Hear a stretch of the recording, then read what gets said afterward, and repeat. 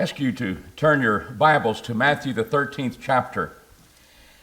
I want to read verses 24 through 30 as we look into one of the parables of Jesus, and we're going to look into two parables. The second one is very short, but they go together, and I want us to see the connection and also see the distinction that we notice. The parable that we're about to read is the second one that we see listed in Matthew 13, after the parable of the sower that is stated and explained. We have the parable of the tares. The kingdom of heaven is likened unto a man that sowed good seed in his field. But while men slept, the enemy came and sowed tares also among the wheat and went away. But when the blade sprang up and brought forth fruit, then appeared the tares also. And the servants of the householder came and said unto him, Sir, dost thou not sow good seed in thy field? Whence then hath it tares? And he said unto them, An enemy hath done this. And the servants said unto him, Wilt thou then that we go and gather them up? But he saith, Nay, lest haply while you gather up the tares, ye root up the wheat with them. Let both grow together until the harvest. And in the time of the harvest, I will say to the reapers, Gather up the tares and bind them in the bundles to burn them, but gather the wheat into thy barn. Matthew 13, verses 47 through 50. Again, the kingdom of heaven is likened unto a net that was cast into the sea and gathered of every kind, which when it was filled, they drew up on the beach, and they sat down and gathered the good into vessels or containers, but the bad they cast away. So shall it be. In the end of the world, the angel shall come forth and sever the wicked from among the righteous, and shall cast them out in the furnace, and there shall be the weeping and the gnashing of teeth. Now, when we look at these two parables, what do we see in common? One of the things that stand out is that it is the harvest time, which we'll recognize as the judgment time, and it's a time of reckoning, dividing, and sending into outer darkness or put in containers if you're a good fish. But the angels are sent forth in both occasions, showing the judgment scene is something that is consistent with both of these parables. And therefore we see this connection. But when we look at them, we say, well, Jesus saying the same thing in one parable and he says the same thing in the other parable. No, we know he must be making a distinction surrounding this event. We notice in 2 Thessalonians 1 that God will send forth his angels. He's coming with his angels in flaming fire, rendering vengeance to them that know God, not God, and obey not the gospel. We know the end of time events are being considered. But what I'd like to do tonight is to look at these parables, and one of the benefits that we have is that Jesus explains one of them. Then we're left on our own for the other one. We want to be consistent the way Jesus interprets things. But what we've noticed in the parables, why did Jesus speak in parables? We notice that he did so to hide that truth. He began to speak in parables. It was hidden from those who had turned their ears against clearly stated distinctive truth. But that doesn't mean we can't understand them. Because we'll notice in Matthew 13, lest haply they should perceive with their eyes in verse 15, hear with their ears, understand with their heart, should turn again, and I should heal them. But blessed are your eyes, for they see, and your ears, for they hear. If we're truly interested in what the parable means and how it applies in our life, we can understand it. And when the disciples went into the house to talk to Jesus, they asked about, what is this parable of the tares? What does it mean? And Jesus explained it to them. I hope we have ears to hear, and we don't just see a field with wheat and tares, or more specifically, the plant, the darnel plant in the east. And we don't just see a seine net which is what we see at a dragnet of fishes. And we see fishes, and we see dragnet, and we see a field, and we walk off and say, what an interesting story. Now, we want to sit at the feet of Jesus in his house tonight. How does he interpret the first one? And what is distinctly about the second one, even though it deals with the same event? So when we look at the parable of the tares, let's put together the story which we've just read and how Jesus explains it. Matthew 13 again, verse 24, the kingdom of heaven is like unto a man that sowed good seed in his field. Who's that good man? Who's that man? He answered and said, he that soweth good seed is the Son of Man. So we begin to realize that he that's sowing good seed is the Son of Man. Jesus would be the Son of Man. He would call himself the Son of Man. In the idea of fulfillment of Daniel, the 7th chapter, it's not the fact he is just identified with man. That's true. He's a son of God, but he's a son of man because he's the one coming in judgment one day. He's the one that's going to have the authority. And Daniel pictures the Son of Man coming, this man of God that's identified with judging man and having that authority. The Son of Man has been sowing this good seed, and notice whose field it is. He's not leasing it from anybody. He's got people that work for him. But what he's doing, it's his field. It is his field. The good seed. He sowed the good seed. Jesus tell us what that good seed is. Verse 38, the field is the world, and the good seed, these are the sons of the kingdom. Those that are going to submit to the Son of Man's rule. He's king, and we become the kingdom. And it's the seed that is the good seed. Those are the sons of the kingdom. And now we begin to see a contrast. Somebody else is sowing seed. Somebody else is sowing seed, and he is indeed the enemy. The enemy sows the seed in the story. Jesus tells us who it is. In verse 39, we read that it is the devil. The devil is the one that is sowing that seed. He's the enemy. That is the devil. And the harvest is the end of the world. And the tares which he sows, verse 38, is indeed the sons of the evil one. So now we've got someone sowing seed, and that seed, what's it called? Now we have also the enemy, and we have him sowing seed, and what are they called? And we begin to realize they're sons of the devil, and they're sons of God. There's people who are going to submit to the rule of God, and there's somebody going to submit to the ways of the devil. That's what's in the story, and that's how Jesus explains it. And the harvest, when all this comes to event of this, what we see as the judgment, the harvest is the end of the age in which we get back to our angels now. And this is what the two parables have in common. Angels are sent forth, they gather, they divide, they send into outer darkness where there's weeping and gnashing of teeth. So we're back to what is connected with it. And what happens in this story is the fact that when they said, no, here are the tares, and they begin to realize they see a different plant rising up. At first it's not noticeable. But then it becomes noticeable. And they say, shall we go and root those things out? Because there's a tare, there's wheat. There's a tare, there's wheat. He said, no. We wait to the harvest. Because in doing so, you may root up the others. And so we begin to say, well, how could that be applied? Some apply it this way. That it's his kingdom, it is his field, it must be the church, and you're not to withdraw your fellowship from people. God will take care of that problem in the judgment. There are people that teach that. And we begin to realize, well, is that true? Is that consistent? Paul, what do you think about this? In 1 Corinthians 5, you were telling us that the people in Corinth were slow to move. And it said you were there in spirit, and you've already judged this fornicating brother who's not willing to repent.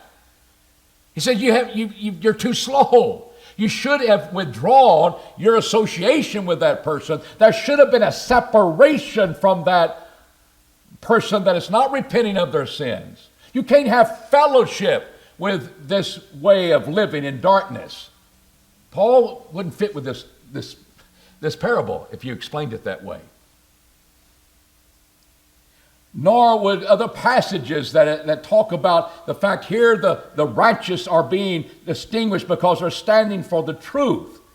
And we are to discipline by withdrawing our social contact from people. And yet people say, no, when you do that, two things are going to happen. You'll probably destroy the good with that, because that's a very harsh thing to do. And you'll do worse than you probably wanted to do, so leave it alone. Jesus taught us in the parables that he'll take care of that at the harvest. Truth does not contradict itself. We have an obligation to be right there with Paul and wanting to be a church that Paul said, you should have already done it. And we say, hey, we're right there with you, Paul. We've done it. Because we care about the souls of the lost among us. And that's not what this parable is talking about. Or it would be contradicting the Apostle Paul. And Apostle Paul would be contradicting Jesus. And he didn't stay on that ground very long. He always submitted to it. So what is it teaching? When you look at the darnel, and I've got a picture where you can see, they're pretty well, they're kind of the same. If you had the same color up there, they start growing, they kind of look like wheat on that left. But that's the tares. That's the darnel. And when you compare the wheat, there are similarities, but there comes a time when you recognize there's a difference. And I think the point of the parable, why Jesus points out who's sowing the seed, the devil is sowing his seed. Sons of the kingdom, sons of the evil one. Why he wanted us to see that, because seeds being sown, it's in one field. It's Jesus' field. That's not the church. The field is the world in this story, not the church, the kingdom. He rules the world in this story, in his parable. But the devil's work is he's good at imitating things. And I think that's what he wants us to look at. We're sons of the kingdom because we're sons of the one who's sowing the good seed, and that's Jesus Christ. Or we can be sons of the devil, of the evil one. And you think about imitation. That's what the devil does. He takes things that are good, he imitates something that would be attractive about it, but it's evil. Lying, for example. It's distorting the truth, may contradict the truth, but it takes on the same scenario. It just takes it a different way. The devil approached the woman in the garden and asked her what God had told her. And she told the truth. She understood it. When God said, here's the commandment, not to partake of that tree that was forbidden. But of the fruit of the tree in the midst of the garden, God has said, ye shall not eat it, neither shall ye touch it, lest ye die. And the serpent said to the woman, ye shall not surely die. That's contradicting the facts that she knew. He said, well, there's no imitation there. Look how he does it. God knows that in the day that ye eat thereof, that your eyes shall be open. Now, he's imitating things. This is another possible scenario. And God didn't tell you this, did he? God knows that when you do, your eyes will be open and you shall be like him. You shall be as God, knowing good and evil. So here was something to her sight that indeed that it was good to look upon, it was good for food, and yet God said don't eat it. And that it was a light to the eyes, and the tree was desired to make one wise. And he just threw a little, said, let me take the scenario and let me imitate it in an evil way. The reason God wanted you to stay away from it because he wants to be above you. He's jealous. He's whatever. And he twists it. He's a liar. But he's good at imitating things. John 8 and verse 44, we can be sons of the devil. In John 8 and verse 44 is when we don't have any connection with truth, when we do not love the truth and hold to that truth. And as the context of John 8:44, these people were denying who Jesus was. Indeed, we can be sons of the devil. And that's exactly what he tells us we are. And there's a sense of being that type of a person. You're sons of the devil. Ye are of your father the devil, and the lust of your father it is your will to do. You're seed planted by the evil one. You're going to do his will. He was a murderer from the beginning and standeth not in the truth, because there's no truth in him. When he speaketh a lie, he speaketh of his own, for he is a liar and the father thereof, and now you are sons of the evil one. You're the bad seed. You're following his ways. And so there is indeed that problem with lying causes people to stumble. There's signs, miraculous signs in the New Testament that were indeed from God, but the devil imitates it, and yet they become false. In 2 Thessalonians 2, verses 9 and 10, the Apostle Paul speaks about this problem, and God allows it to take place. He hasn't uprooted it. He allows it to take place in the context of time and brethren and the church. And he talks about this one that will be coming, and he's going to be, according to the working of Satan, verse 9, with all power and signs and lying wonders, and with all deceit of unrighteousness for them that perish. Why? Because they receive not the love of truth, that they might be saved. There's your guard against any false sign. You love the truth so much that you'll realize that's an imitation. And for this cause God senteth them a working of error, that they should believe a lie, that they all might be judged who believe not the truth, but had pleasure in unrighteousness. Ladies, how do you feel about knockoff purses? They look like it, look like the real thing, and they look like the expensive things, and you're paying the small bucks, you probably like it. But we realize they're imitation. And one time those purses look good, next time they're kind of aging too quickly. Plastic begins to fall apart. And you begin to realize this, and if you paid the big bucks that you thought was a genuine article, and you paid the big bucks, you don't like that. Which side are you on? It's all imitation. And that's the way the devil works. And because of his lies and his false deception, he can look good. He can cause things to look like wheat, but they're tares. Jesus is speaking a story about the power of the devil that he has. He doesn't create things. He's a father of lies. He takes the scenarios and twists them. He takes the truth and twists it. He takes signs and twists them, and of false signs. And it can cause us to lose our soul, and it can cause people to be deceived. In Matthew the 7th chapter, verses 20 through to 23, we'll find people, they said, we cast out demons by thy name, Jesus. Judgment scene again. Lord, Lord, did we not prophesy by thy name? Here's what I'm speaking: by the authority of the Lord, and by thy name cast out demons, and by thy name do many mighty works. And I profess unto you, I never knew you. Depart from me, thee that work iniquity. Back to the parable.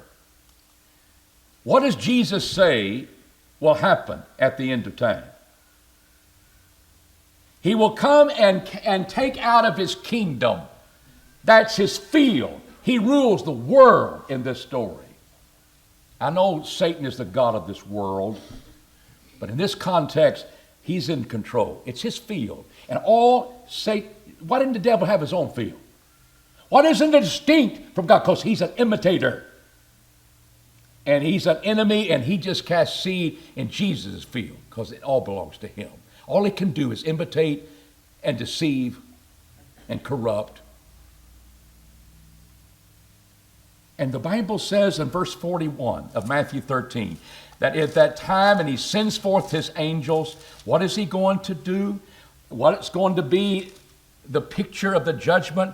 The Son of Man shall send forth his angels, and they shall gather out of his kingdom the world where he rules, where he has authority, them that cause stumbling, and them that do iniquity. What does Jesus say to the people in the last day? Depart from me. I did miracles. Did them in your name, Lord. Depart from me, you workers of iniquity. Lawlessness, I never knew you.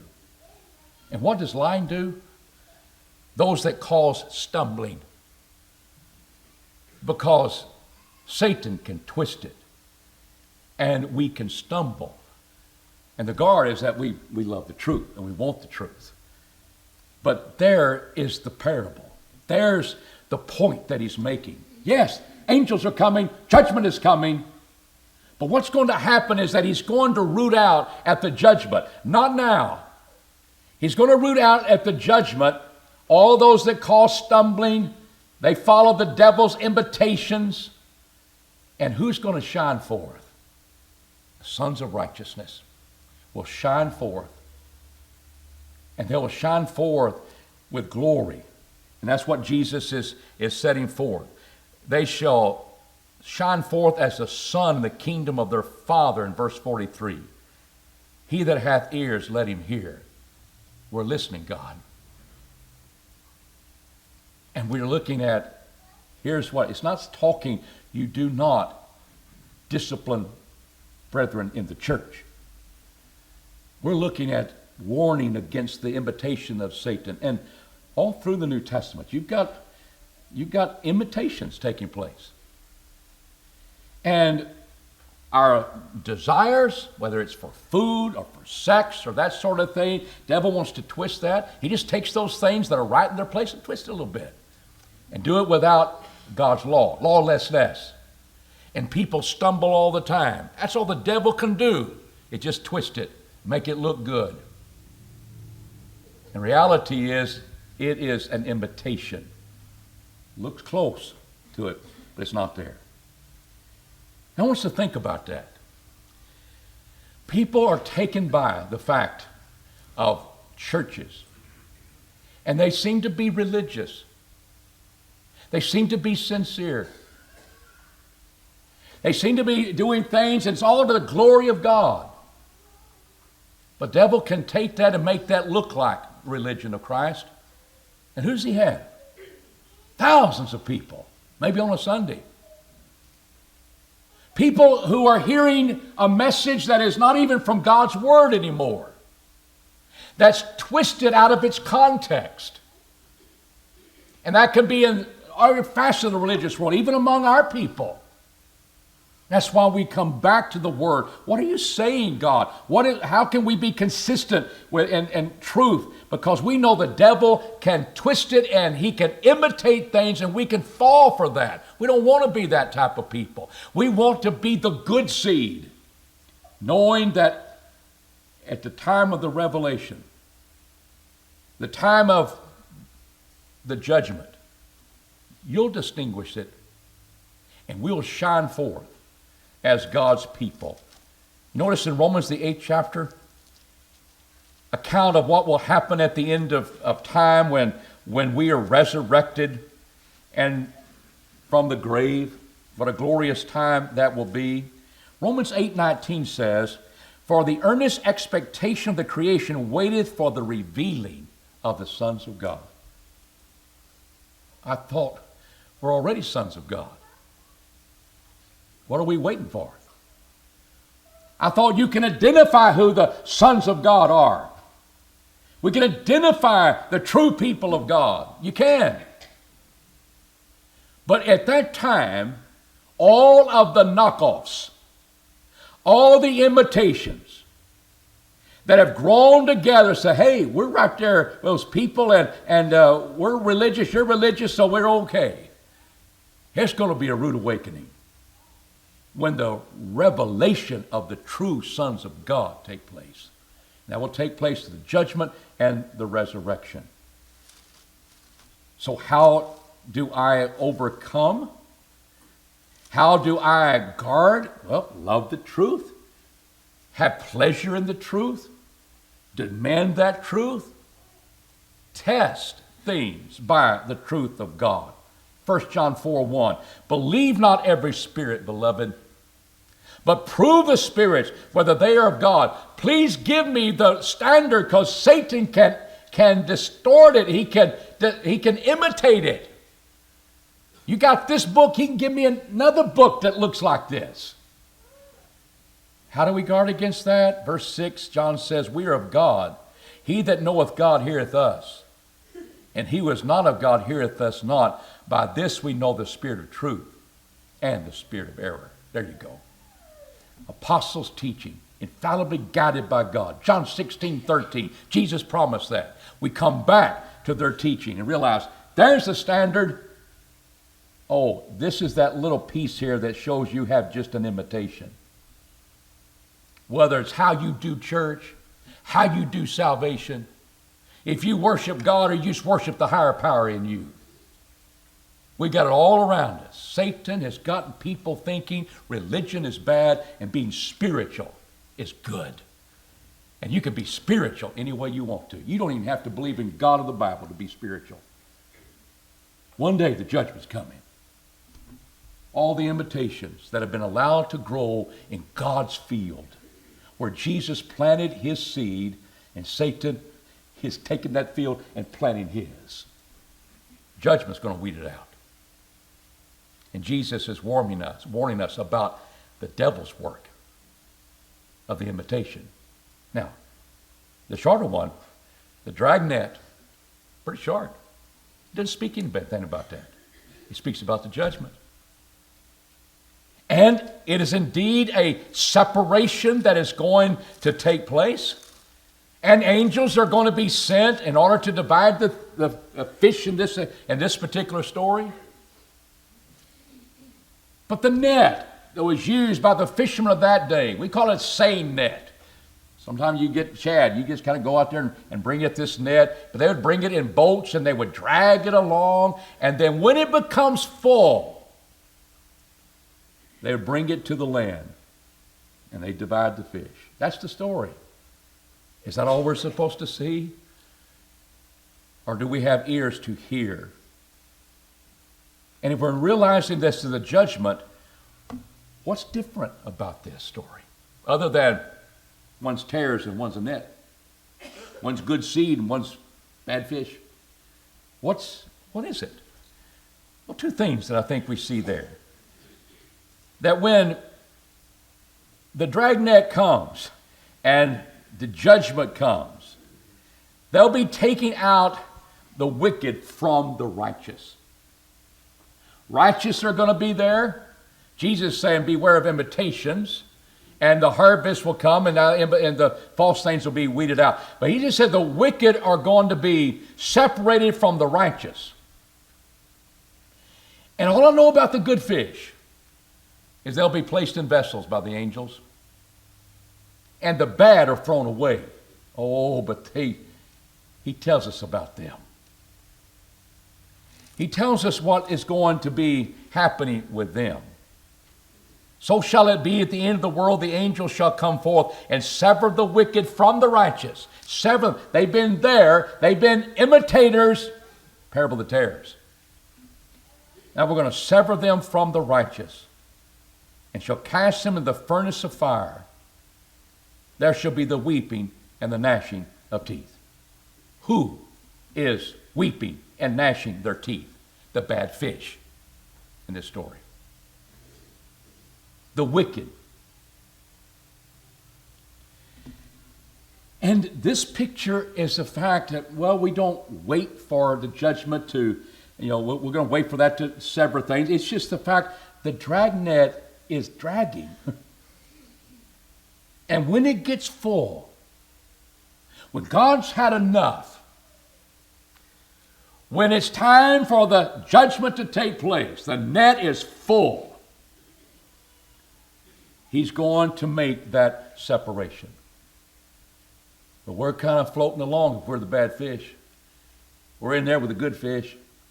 We're just kind of floating along in the net. Water's coming through. It's nice. I don't know how long it's going to drag. But so far, so good. And Jesus is warning the judgment is coming. And it is a separating judgment. Some people don't believe in the judgment. Some people who believe in the judgment said the child of God is never going to be judged. He's not coming to judgment because he's already secure in Christ. But when we see pictures of the judgment in 2 Corinthians 5, we're going to give, all of us will give an answer what we've done in the body. He's writing to Christians there. And here's this picture of the judgment. Who's in that net along with the wicked? The righteous. And in that judgment, there's going to be a distinguishing taking place. What's good fish and what's bad fish? Is that left to you? What would be good fish? Trout, red snapper. What would be bad fish? Ooh, the bony carp. But you know, bony carp tastes pretty good in a pressure cooker. Just kind of cook it a long time, it's not bad. Some people like carp. If we're left to ourselves, we'll determine, this is what I think it is. Who's going to sever it? The angels of God. It's his net, just like it was his field. It's his angels. And there'll be no doubt that's good, that's wicked. The problem is, and the point is, we want to be the righteous. Therein the gospel is revealed the righteousness of God. I believe Jesus and I want to serve Jesus. And I'll come to the gospel and find that infallible standard. And I'll be prepared for the judgment. Both parables are speaking about the judgment. Both parables speak about angels that are going to do a severing process. And both have wicked and both have good elements in it. But the parable of the tares is that beware of the devil's imitation. And the parable of the dragnet, beware, judgment is coming. And some of those fish don't think it's ever going to happen. But it's coming. And you want to be on the righteous, because when you're cast out into outer darkness, there's the weeping and gnashing of teeth. That takes place at both, whether you are a plant or a fish in the stories. There's that weeping and gnashing of teeth. I don't think that gnashing of teeth is just full of defiant anger of God. Some think so. I think, look what I've missed. I could have been a wheat, but I followed the Son of Man and his seed in the sons of the kingdom. I could have been a good fish. I had that opportunity. But maybe I didn't think the judgment was coming, so I could live a little bit longer being bad. Or I could just say, hey, deceive myself thinking, hey, I'm just as good as wheat.